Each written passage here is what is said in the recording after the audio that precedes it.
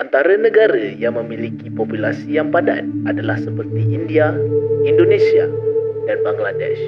Pernahkah anda mendengar sebuah penempatan yang menempatkan hampir 50,000 orang pada keluasan 2.6 hektar bersamaan 6 padang bola pada suatu masa?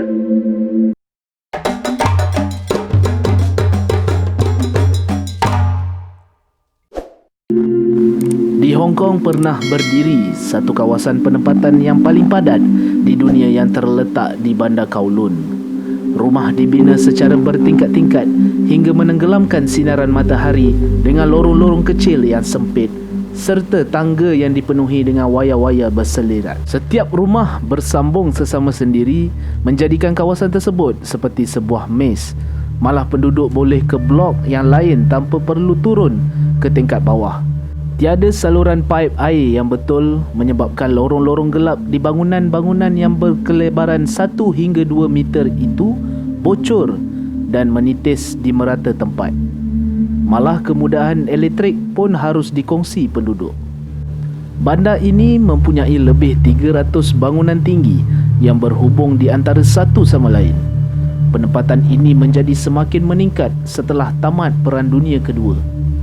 Dari tahun 1950-an hingga 1970-an, kota tersebut dipercayai dikawal oleh penduduk-penduduk tempatan dan mempunyai kadar pelacuran, judi dan penyalahgunaan dadah yang tinggi dan bebas daripada undang-undang sehinggakan pihak polis Hong Kong tidak mempunyai kuasa di kawasan ini. Ia menjadi syurga kepada penjenayah dan penagih dadah yang dikawal oleh kongsi gelap Cina. Penduduk di situ juga bebas membina kediaman mereka semahunya dan mengabaikan kod keselamatan. Rumah dibina di atas rumah orang lain dengan sesuka hati dan majoriti daripadanya tidak mempunyai akses kepada ruang udara maupun ruang terbuka kerana dibina terlalu rapat dengan bangunan lain.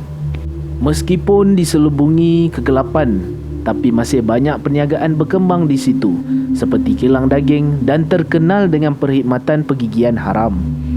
Segala keperluan dapat dipenuhi hanya di dalam penempatan ini, termasuklah restoran, kedai runcit dan juga salon rambut.